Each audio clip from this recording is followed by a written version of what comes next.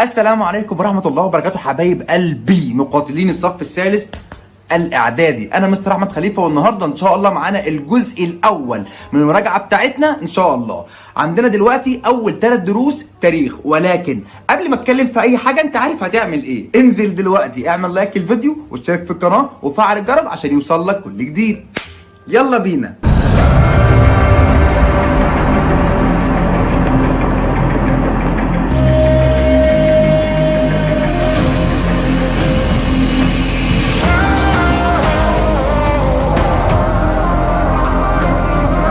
اول درس عندنا ثورة 23 يوليو 1952.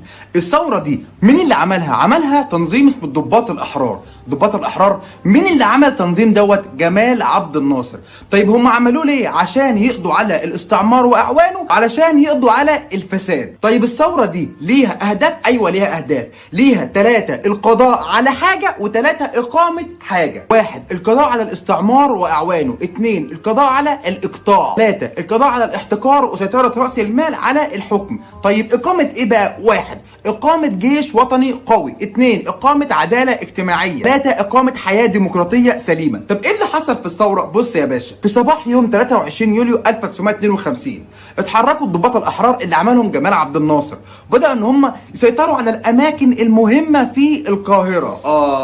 وبعد كده بعتوا محمد أنور السادات للإذاعة والتلفزيون عشان يعمل إيه بقى؟ عشان يذيع البيان الأول للثورة، بس هيذيعوا باسم مين بقى؟ باسم محمد نجيب. يبقى اللي ذاع البيان محمد أنور السادات. طيب ذاعوا باسم مين؟ باسم محمد نجيب. وبعد إذاعة البيان الأول أصبح محمد نجيب مسيطر على جميع قطاعات الجيش المصري. وبعد كده راحوا للملك فاروق قالوا له بعد إذنك يا ملك يا فاروق، احنا بنطلب منك حاجتين. أول حاجة انك تتنازل عن الحكم لابنك أحمد فؤاد الثاني عشان نزلك. طيب تاني حاجة انك تغادر البلاد، تسيب البلاد قبل الساعة 6 مساء. بالفعل وافق الملك فاروق على مغادرة البلاد قبل الموعد المحدد اصلا. ايه ده؟ طيب ليه بقى؟ لانه ادرك ان الجيش والشعب بيكرهان حكمه، بالاضافة الى تخلي الانجليز عنه. طب انا اعرف ان كل ثوره ليها اسباب، يعني ليها عوامل قيام الثوره. عوامل قيام ثوره 23 يوليو ايه بقى؟ بص يا باشا، 1 استمرار الاحتلال البريطاني وتدخله في شؤون الحكم في مصر. 2 هزيمه الجيش المصري في حرب فلسطين 1948. 3 فساد النظام الملكي. 4 عدم وجود حياه ديمقراطيه سليمه. 5 سوء الاحوال الاقتصاديه. 6 سوء الاحوال الاجتماعيه. تعال ناخد بسرعه كده حاجه حاجه بقى. اول حاجه استمرار الاحتلال البريطاني وتدخله في شؤون الحكم بتاعه مصر. يعني ايه مش فاهم؟ فاكر المعاهده بتاعه الترم اللي فات بتاعه 1936؟ بيقول لك المعاهده دي ما ادتش لمصر استقلال كامل. طيب ليه بقى؟ حيث وجدنا ان القوات البريطانيه قامت بمحاصره قصر عابدين اللي هو فين؟ في القاهره، واجبرت الملك فاروق على ايه بقى؟ على تعيين مصطفى النحاس رئيسا للحكومه. فكده اتدخلت في شؤون البلد اهي. تاني حاجه هزيمه القوات المصريه او الجيش المصري في حرب فلسطين 48. اتهزم ليه بقى؟ بسبب حاجتين. اول حاجه بسبب دعم كلا من الولايات المتحده الامريكيه وبريطانيا لاسرائيل.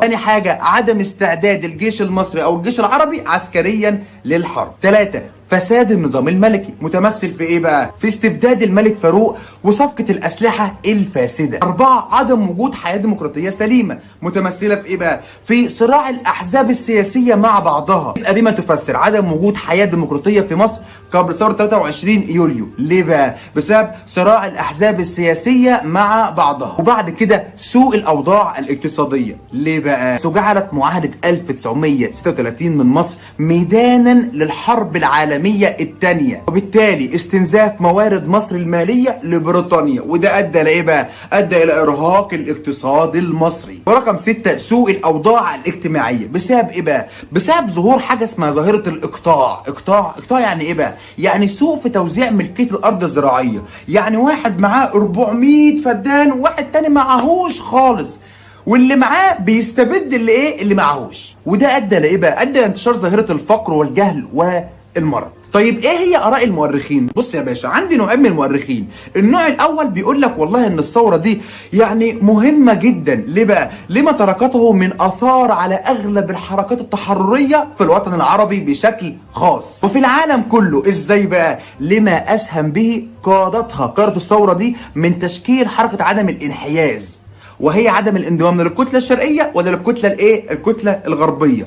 عملوا الحركه دي في مؤتمر اسمه مؤتمر باندونج باندونيسيا. اما بقى النوع الثاني بيقول لك لا لا لا لا، الثوره دي ما بداتش من ساعه لما الضباط الاحرار كونوا نفسهم، لا لا لا لا، الثوره دي ما بداتش من ساعه لما راحوا الاذاعه والتلفزيون، لا لا لا لا، الثوره دي ما بداتش من ساعه لما راحوا الملك فاروق هددوه، لا لا لا لا. امال بدات امتى بقى؟ قال لك ده نضال كبير جدا للشعب المصري، بدا من الثوره العربيه مرورا بثوره سعد زغلول اللي هي ثوره 19 لحد ثوره 23 يوليو 1952. طيب ايه هي انجازات ثوره 23 يوليو؟ بص يا نجم، انا عندي انجازات في المجال السياسي والاقتصادي والاجتماعي والعربي والدولي. اول حاجه عندنا السياسي، عملت ايه بقى؟ الغت دستور 1923. تاني حاجة حلت الأحزاب السياسية. بعد كده ألغت الملكية وأعلنت الإيه؟ الجمهورية، وأصبح أول رئيس لمصر هو محمد نجيب. بعد كده عملت إيه بقى؟ عقدت اتفاقية الجلاء. وبعد 20 شهر اللي حصل بقى؟ تم جلاء القوات البريطانية عن مصر في 18 يونيو، واليوم ده بنحتفل بيه بعيد الجلاء. واخر حاجه عندي تاميم شركه قناه السويس كشركه مؤممه مصريه. ده في المجال الايه؟ السياسي. اما بقى المجال الاقتصادي، بص بقى، عندي في الزراعه والصناعه والتجاره. الزراعه ايه اللي حصل؟ اهتمت باستصلاح الاراضي الصحراويه، وتاني حاجه انشاء السد العالي. السد العالي ده عمل لمصر ايه بقى؟ بص يا باشا، السد العالي ده حمى مصر من خطر الفيضان، وتاني حاجه ايه بيعمل ايه بقى؟ بيولد الطاقه الكهربائيه. تاني حاجه في الصناعه عملوا ايه بقى؟ قال لك انشأوا العديد من المصانع، زي ايه بقى؟ الحديد والصلب في حلوان. طب ايه تاني؟ الاسمنت باسوان. طب وعملوا ايه؟ اهتموا بالتعليم الفني، واهتموا بالبحث والتنقيب عن البترول. وبعد كده في مجال التجاره عملوا ايه بقى؟ فتحوا اسواق خارجيه جديده، تمام. وبعد كده قاموا بتمصير يعني خلوها مصريه. ايه بقى؟ البنوك وشركات التامين وشركات التصدير والاستيراد. يبقى عملوا ايه بقى؟ يبقى فتحوا اسواق خارجيه جديده، وتاني حاجه قاموا بتمصير البنوك وشركات التامين وشركات التصدير والايه؟ والاستيراد. بعد كده عندي انجازات في المجال الاجتماعي. عملوا ايه بقى؟ واحد، الغاء الاقطاع. ازاي؟ عن طريق اصدار قانون اسمه قانون الاصلاح الزراعي. الاصلاح الزراعي عملوا ايه برضه؟ قولوا لي. بص يا باشا، الراجل الاقطاع اللي كان معاه 400 فدان هناخد منه ده كله ونديله 50 فدان فقط، ونوزع الباقي على الفلاحين. يا نهار ابيض، ايوه هو ده اللي حصل. تاني حاجه مجانيه التعليم، التعليم بقى ببلاش. ثالث حاجه تحديد عدد ساعات العمل للعمال واشراكهم في مجال اداره الشركات، وكمان ايه؟ تحديد نسبه لهم من الايه؟ من ارباح الشركه. 4، اقامه الوحدات الصحيه والجمعيات الزراعيه. 5، اصدار قوانين للتامينات الاجتماعيه. 6، اصبح للمرأة الحق في الترشيح والانتخاب. ورابع مجال معايا او اخر مجال معايا هو ايه بقى؟ المجال العربي والدولي. ايه اللي حصل؟ بيقول لك مصر كانت بتساعد دول عربية وافريقية عشان تنال استقلالها. طب زي مين؟ السودان، الجزائر، تونس، المغرب، الكويت، العراق، اليمن، ودولة افريقية اسمها كينيا. مصر كانت بتأيد وتساند الشعب الفلسطيني للحصول على جميع حقوقه، وتم تحقيق اول تجربة للوحدة العربية بين مصر وبين سوريا. ومصر كسرت احتكار السلاح العالمي عن طريق عقد صفقة الاسلحة الشرقية. مصر ساهمت في تشكيل حركة عدم الانحياز. يعني عدم الانحياز بقى؟ يعني عدم الانضمام للكتلة الشرقية ولا للكتلة الغربية. وكان معاها دول زي مين؟ الهند ويوغوسلافيا سابقا، وكان معاهم اندونيسيا. وبالمناسبة اندونيسيا دي التي عقد بها مؤتمر باندونج. يبقى مؤتمر باندونج ده مؤتمر عملوا فيه حركة عدم عدم الانحياز. دولة اسمها في دولة اسمها اندونيسيا. وبكده نكون خلصنا الدرس الاول. يلا بينا على الدرس على الدرس الثاني اللي هو مصر والقضية الفلسطينية. بص بقى، فلسطين ليها مكانة خاصة في قلوب العرب، سواء كان عربي مسلم او عربي مسيحي. ليه؟ السؤال ده مهم جدا عشان 3 حاجات. اول حاجة، ولد فيها السيد المسيح عيسى ابن مريم عليه السلام. تاني حاجة، أسري إليها سيدنا محمد صلى الله عليه وسلم. تالت حاجة، بها المسجد الأقصى اللي هو أولى القبلتين وثالث الحرمين الشريفين. طب إيه اللي حصل بقى؟ بص يا باشا، اليهود طول فترة الحرب العالمية الأولى عمالين يساعدوا إنجلترا بالسلاح وبالفلوس وبالعداد وبكل حاجة. طيب لله؟ لا مش لله. أمال ليه بقى؟ هم اليهود كان عندهم عشم إن بريطانيا لما تكسب الحرب تديهم كده بلد يعملوا عليها وطن ليهم. وبالفعل قبل الحرب العالمية الأولى ما تخلص أساسا، إيه اللي حصل بقى؟ بريطانيا أصدرت وعد اسمه وعد بلفور. بلفور؟ مين بلفور ده؟ واحد اسمه جيمس بلفور، ده وزير خارجية بريطانيا، أصدر وعد بإنشاء وطن قومي لليهود في فلسطين. ده احنا بنسميه ايه بقى؟ وعد من لا يملك لمن لا يستحق. طيب تمام زي الفل. والمصيبة الأكبر فين بقى؟ إن في مؤتمر اسمه مؤتمر سان ريمو، ده فين؟ ده موجود في ايطاليا. طيب بيعمل ايه؟ بيدي الحق لبريطانيا في انتداب يعني احتلال مين بقى؟ فلسطين. طيب بعد كده بريطانيا قالت لك بقى ايه؟ انفذ وعدي مع اليهود. هتعمل ايه بقى؟ هتعمل 2 السماح. هتعمل ايه؟ 2 السماح. السماح بايه بقى؟ 1 السماح بهجرة اعداد كبيرة جدا من اليهود في جميع انحاء العالم الى فلسطين. تاني حاجة السماح بانتقال ملكية الأرض ملكية الأرض من عرب فلسطين إلى اليهود عن طريق إيه؟ عن طريق شرائها. طب الشعب الفلسطيني هيسكت؟ لا. عملوا حاجتين، أول حاجة اسمها انتفاضة، بس دي مش مهمة خالص. تاني حاجة عملوا إيه بقى؟ عملوا ثورة سنة 1936، بس دي خلي بالك بقى بقيادة اللجنة العربية، وتعدي سنين وتيجي سنين لحد الحرب العالمية الثانية، وتخلص كمان الحرب العالمية الثانية، وبريطانيا تروح تعرض القضية على مين بقى؟ على الأمم المتحدة. تقول لها يا أمم المتحدة خدي الحقيني، أعمل إيه؟ الأمم المتحدة قالت لك بس أنا هقسم فلسطين 3 دول، دولة يهودية، دولة عربية، والقدس منطقة إيه بقى؟ دولية. العرب ظروفهم إيه؟ العرب قال لك لا، إحنا بنرفض أي تقسيم، فلسطين عربية وهتفضل عربية لحد يوم ما نموت. أما اليهود فرحوا جدا وزغرطوا وقال لك 100 100. وبعد كده بدأوا ان هم يكونوا كده عصابات ويشيلوا سلاح ويموتوا الفلسطينيين. عملوا مذبحة بشرية بشعة اسمها ايه بقى؟ اسمها مذبحة دير ياسين. الدم كان فايح ومسحسح في كل حتة في فلسطين. بريطانيا بتبص كده قالت ايه ده؟ ايه ده يا يهود؟ الله يخرب بيوتكم، ايه اللي عملتوه ده؟ انا ما كنتش اعرف ان انت بالطريقه الوحشيه دي. بصوا يا جماعه، انا بريطانيا انا بمتنع عن التصويت، يعني انا مش موافق على قرار التصويت ده، واقول لكم حاجه كمان، انا هسيب لكم فلسطين مخدره وامشي. وبالفعل يوم 14 مايو 14/5/1948 اللي حصل بقى؟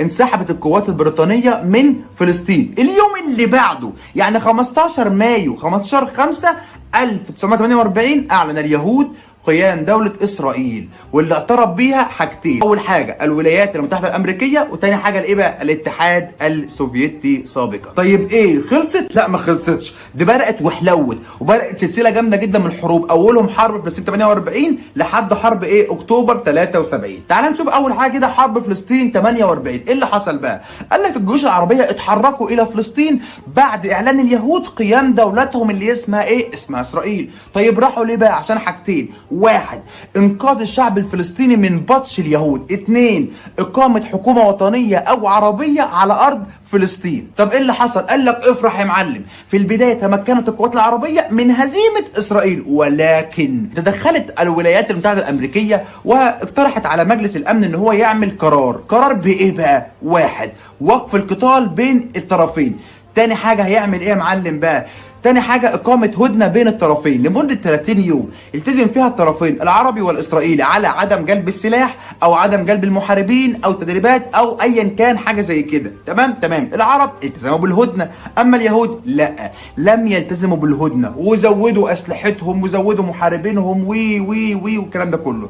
بعد 30 يوم استؤنف القتال مرة أخرى. إيه اللي حصل بقى؟ ظهر تفوق واضح جدا من جانب مين؟ من جانب إسرائيل، وللأسف تم هزيمة الجيوش العربية، ونتيجة لذلك اسمع استيلاء اليهود على معظم أراضي فلسطين ما عدا 1 قطاع غزة، ده كان تحت إدارة مصرية، الضفة الغربية تحت إدارة إيه؟ أردنية. ثالث حاجة القدس اتقسمت بين العرب وبين اليهود. بعد كده تعدي السنين ونوصل ل 1956، ده العدوان الثلاثي على مصر. بنسميه ثلاثي ليه بقى؟ لأن هم 3 دول، إنجلترا، فرنسا، اسرائيل، كلهم عايزين يخشوا مصر. ايه ده 3؟ ايوه 3. طب ايه اللي حصل بقى؟ بص يا باشا، كل دولة كان ليها اسبابها اللي تخليها تخش تحتل مصر. طب بالراحة بس كده، انجلترا اسبابها ايه؟ قالت لك والله انا اسبابي ان مصر بتأمم قناة السويس.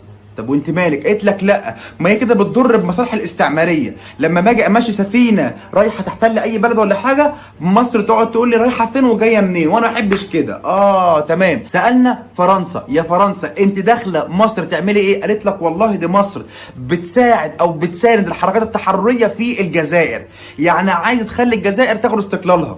طب وانت مالك؟ قالت لك مالي ازاي بقى؟ ما هو الجزائر دي تبعي انا اللي اصلا محتلياها. يا اختي طب سالنا اسرائيل، يا اسرائيل انت مالك دعوه تعملي ايه؟ قالت لك والله مصر عقدت صفقه الاسلحه الشرقيه مع الاتحاد السوفيتي. طب وانت ما قالت لك ما جابت الاسلحه دي عشان تحاربني بيها.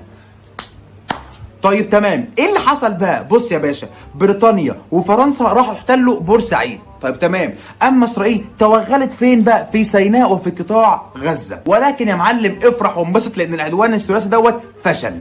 فشل ليه بقى؟ بسبب واحد، بساله ومقاومه الجيش والشعب المصري. طب تمام، تاني حاجه وقوف الدول العربيه مسانده للشعب المصري. 3 تهديد الاتحاد السوفيتي بالتدخل لوقف العدوان. تمام. 4 رفض الولايات المتحده الامريكيه حل النزاع بالسلاح. تمام. اخر حاجه عندي قال لك تنديد الامم المتحده بالعدوان. ونتيجه لذلك نتائج فشل العدوان الثلاثي ايه اللي حصل بقى؟ انسحاب كلا من بريطانيا وفرنسا من بورسعيد. وانسحاب من تاني؟ انسحاب اسرائيل من قطاع غزه ومن سيناء بالكامل. وده كان العدوان الثلاثي على مصر. تعال نبص بقى على العدوان الاسرائيلي بقى 67 اللي هي النكسه. يلا بينا يا برنس. بص بقى، اسرائيل قاعده مع امريكا بتقول لها يا امريكا انا عندي خطه كده، انا عايزه اجرجر العرب واجرجر مصر الحرب هم مش مستعدين ليها عسكريا. قالت لها تعمليها ازاي؟ قالت لها انا اوقف قوات ليا عند سوريا واقول يا جماعه انا هخش هبيد سوريا دي خالص وتشوف العرب هيعملوا معايا ايه. لا طب جربي كده. بالفعل اسرائيل وقفت قوات ليها عند ايه؟ عند سوريا، وقالت يا عالم ياهو يا عالم ياهو ادوني 24 ساعه واخش امسح سوريا دي خالص من على الخريطه.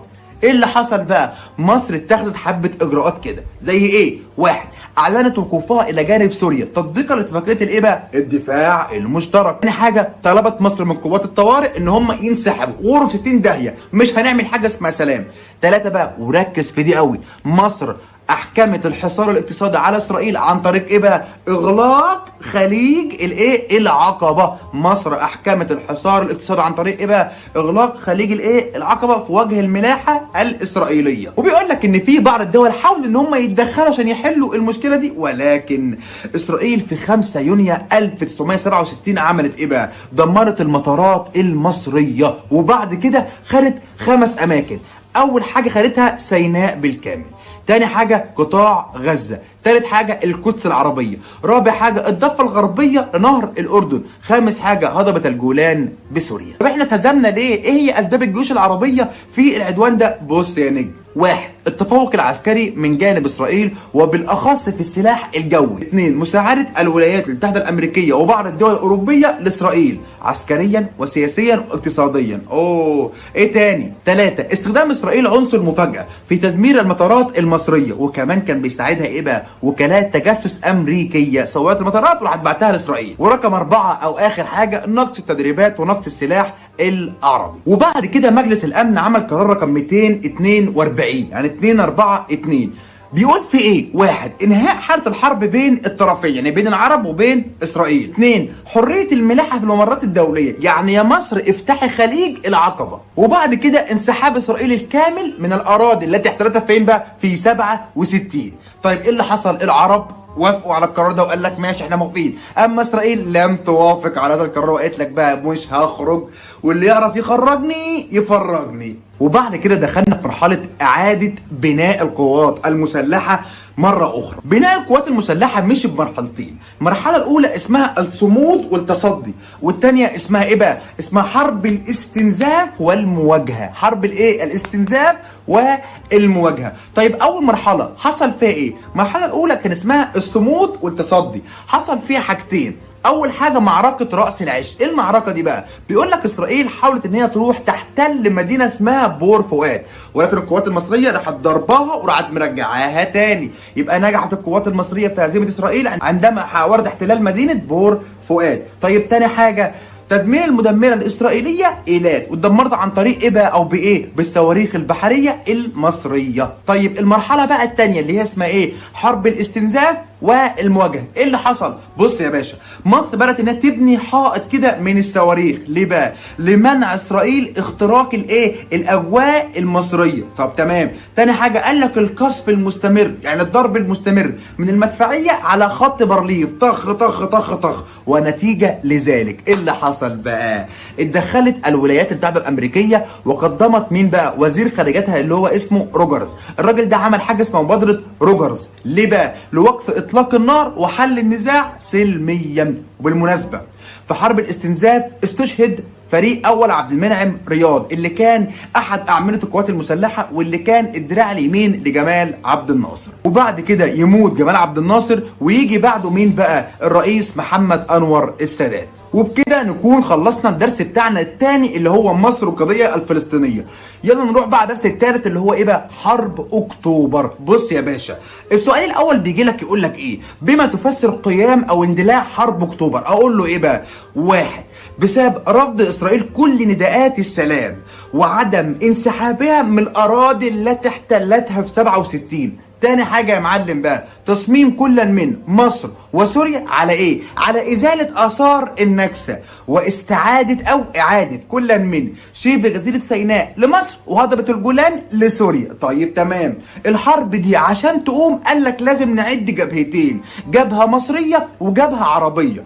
المصرية يعني جبهة داخلية. عمل ايه بقى؟ واحد، رفع الرقابة عن الصحف. اتنين، اصدر دستور اسمه دستور 1971. 3، تجهيز الجيش وتسليحه بأحدث الأسلحة. طيب تمام زي الفل. على الجبهة العربية بقى إيه اللي حصل؟ بص يا باشا، 1، تصفية الخلافات العربية. 2، توحيد الصف العربي. 3، استغلال كل الموارد العربية بالشكل اللي ممكن نستخدمه يعني. طيب إيه اللي حصل بقى؟ بص يا نجم، محمد أنور السادات كان هو اللي بيحكم مصر ساعتها، هو اللي ادى إشارة بدء الحرب. راح سلاح الطيران عمل إيه بقى؟ ضرب أول ضربة جوية ناجحة. كان مين قائد سلاح الطيران؟ اسمه محمد حسني مبارك. طيب نتيجة لكده حصل إيه؟ 1، تحطيم خط بارليف في 6 ساعات. تاني حاجة، تحطيم أعداد كبيرة جدا من المعدات الإسرائيلية والطائرات، دبابات، حاجات كتير زي كده. وعبر الجنود في الضفة الشرقية وتم رفع العلم المصري عليه. طيب تمام زي الفل. ده في الجبهة المصرية. هناك بقى في سوريا ايه اللي حصل؟ بص يا باشا، في نفس الساعة والدقيقة والثانية اللي مصر كانت تضرب فيه خط بارليف، هناك برضو في سوريا كانوا بيضربوا خط اسمه خط ايه بقى؟ آلون او آلوان. ده صح وده صح. اهم حاجه تكتبوا لي في الامتحان صح، آلون او آلوان. طيب تمام.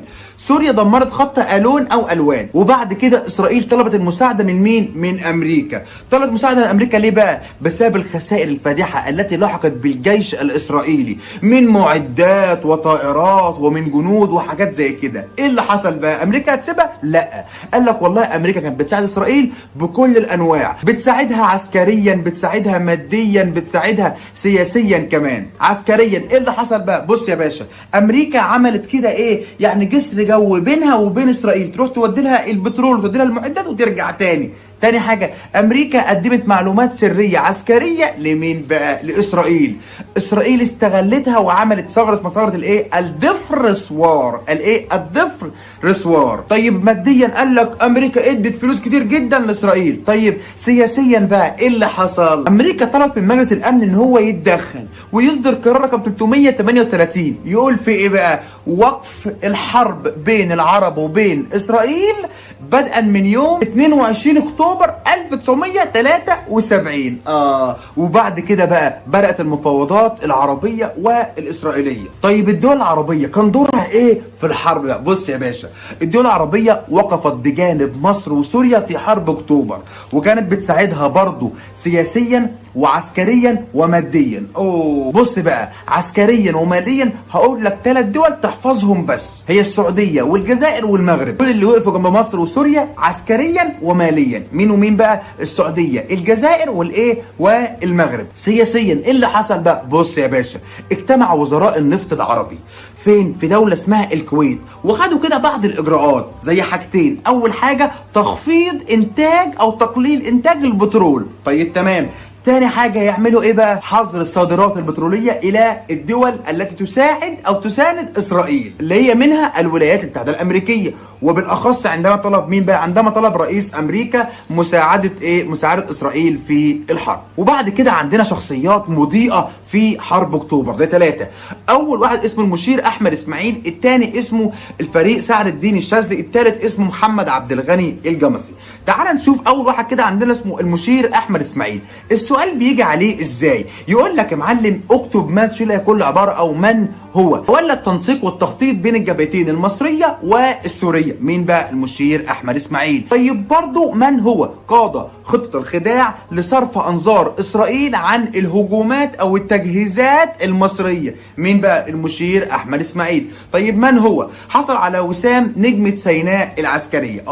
ده مين ده بقى؟ احمد اسماعيل. طيب بعد كده عندنا الفريق سعد الدين الشاذلي، ده اختاره محمد انور السادات. ليه؟ عشان يكون رئيس لاركان حرب القوات المسلحه. مات الله يرحمه في ديسمبر 1973. الراجل ده يا جماعه السؤال بيجي عليه يقول لك ايه بقى؟ وضع الخطه لايه بقى؟ لتدمير خط بارليف. بس عمل ايه؟ وضع الخطه لتدمير خط بارليف. الراجل ده تم تكريمه في الذكرى 39 من الحرب بقلاده النيل العظمى. بعد كده يجيني مين بقى؟ يجي لي واحد اسمه محمد عبد الغني الجمسي. الراجل ده كان بيعمل ايه بقى؟ الراجل ده يا جماعه كان ماسك العمليات بتاعت القوات المسلحه، وكان بيدرس انسب التوقيتات اللي مصر وسوريا يضربوا في اسرائيل مع بعض. الراجل ده اصبح رئيس اركان حرب القوات المسلحه امتى بقى؟ في ديسمبر 1973. يعني بعد ما سعد الدين الشاذلي مات، ده اللي مسك مكانه اللي هو مين بقى؟ محمد عبد الغني الجمسي. ومن النتائج والدروس المستفاده من حرب اكتوبر: 1. انهاء حاله اللا حرب واللا سلم. 2. نقطه تحول في الصراع العربي الاسرائيلي. 3. تحطيم اسطوره الجيش الاسرائيلي الذي لا يهزم. 4. انهاء نظريه الامن الاسرائيلي عن طريق تحطيم خط بارليف في مصر وخط الون فين؟ في سوريا. اظهرت اهميه استخدام سلاح النفط العربي. هدم اسس العقيده القتاليه لاسرائيل. وبكده نكون خلصنا الجزء الاول عندنا من مراجعه التاريخ، رجعنا فيها اول 3 دروس تاريخ. انتظروا الجزء الثاني ان شاء الله، والسلام عليكم ورحمه الله وبركاته.